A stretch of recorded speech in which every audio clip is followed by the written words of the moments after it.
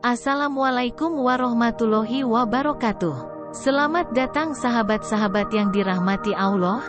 Di sini kita kembali bertemu dalam sebuah perjalanan spiritual. Salam sejahtera untuk semuanya. Semoga pertemuan kita kali ini menjadi suatu amal ibadah yang diterima dan diberkahi oleh Allah. Dalam kehidupan spiritual, terdapat banyak alasan mengapa khodam leluhur, entitas spiritual yang diyakini berasal dari leluhur kita, memilih untuk mendampingi seseorang.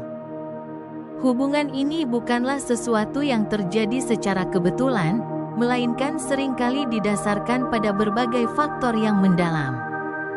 Video ini akan membahas alasan-alasan penting yang membuat khodam leluhur memilih untuk menjaga dan mendampingi manusia dalam perjalanan hidupnya. Pastikan Anda menonton video ini sampai selesai untuk memahami topik ini lebih dalam. Khodam pendamping atau penuntun spiritual seringkali hadir melalui berbagai jalan. Meskipun ada yang mendapatkannya sebagai warisan dari leluhur, ada juga yang menemukannya melalui ritual-ritual khusus atau amalan tertentu. Namun, yang seringkali tidak disadari adalah bahwa khodam leluhur bisa tertarik kepada kita karena hal-hal kecil dan sederhana yang mungkin jarang kita perhatikan. Ini bisa berupa kepribadian, sikap sehari-hari, atau energi spiritual yang kita miliki. Mari kita eksplorasi lebih lanjut mengenai faktor-faktor tersebut.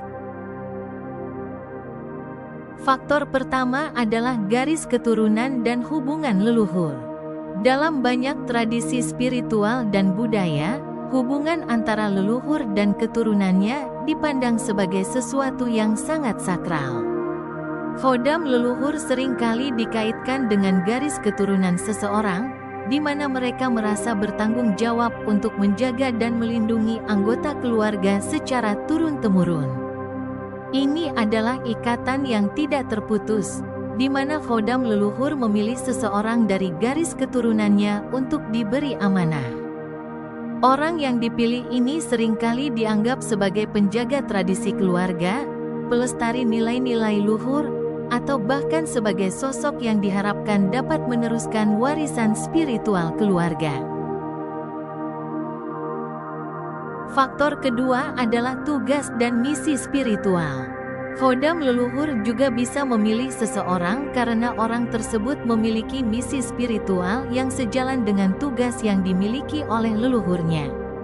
Misalnya, jika leluhur seseorang dahulu memiliki peran penting dalam menyebarkan ajaran agama, melindungi komunitas, atau memberikan pencerahan kepada masyarakat, maka khodam leluhur akan mencari sosok yang mampu melanjutkan misi ini. Orang yang dipilih mungkin memiliki talenta spiritual tertentu, seperti kemampuan untuk menyembuhkan, memberikan nasihat yang bijak, atau menjadi pemimpin spiritual yang diterima oleh banyak orang. Faktor ketiga adalah kualitas pribadi dan energi spiritual.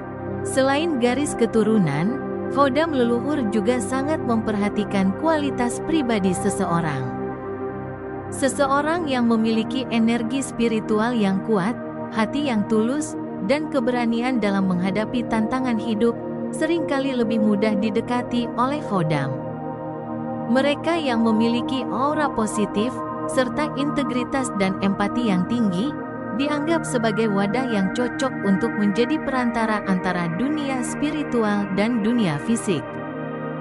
Khodam leluhur merasa bahwa sifat-sifat ini mencerminkan nilai-nilai yang dipegang oleh leluhur mereka, dan oleh karena itu, mereka merasa nyaman untuk mendampingi individu tersebut. Faktor selanjutnya adalah perlindungan spiritual.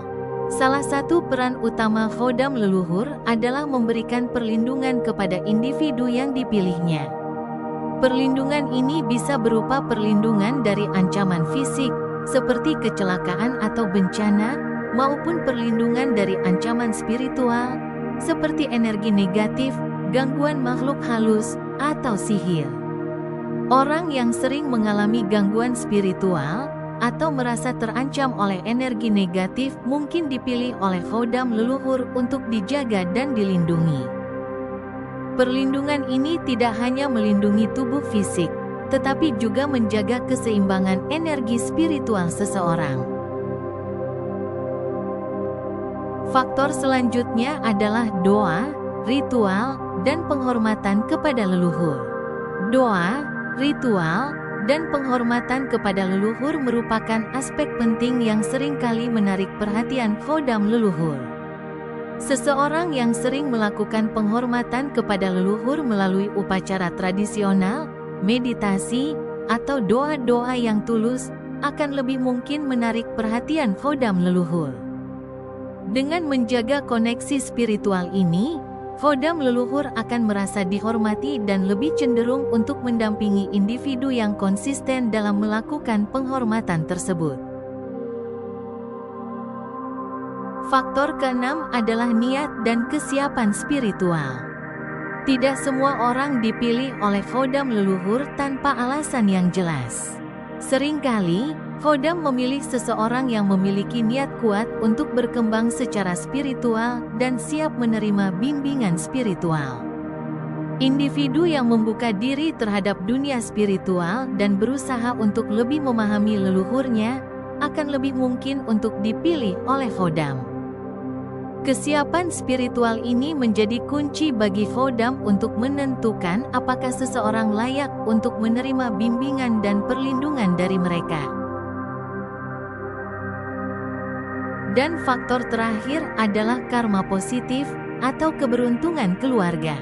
Dalam banyak tradisi spiritual, diyakini bahwa karma baik yang dikumpulkan oleh leluhur dapat diwariskan kepada keturunan mereka. Khodam leluhur seringkali menjadi manifestasi dari karma positif ini, dengan tujuan untuk membantu dan melindungi keturunan mereka sebagai bagian dari warisan spiritual keluarga. Hal ini bisa dianggap sebagai berkah dari leluhur, di mana keberuntungan atau energi positif diwariskan melalui khodam. Dengan demikian, khodam ini tidak hanya melindungi, tetapi juga membawa keberuntungan dan berkah bagi individu yang dipilihnya. Dari penjelasan tadi, kita dapat memahami bahwa ada banyak alasan mengapa khodam leluhur memilih untuk mendampingi seseorang. Setiap individu mungkin memiliki alasan yang berbeda, tergantung pada garis keturunan, kualitas pribadi, dan hubungan spiritual mereka dengan leluhur. Jika Anda memiliki pertanyaan atau ingin berbagi pengalaman, jangan ragu untuk menuliskannya di kolom komentar. Sebagai penutup, kami doakan semoga Anda dan keluarga selalu mendapatkan kebaikan, keberkahan, serta kemudahan dalam mencari rezeki. Amin ya robbal alamin. Wassalamualaikum warahmatullahi wabarakatuh.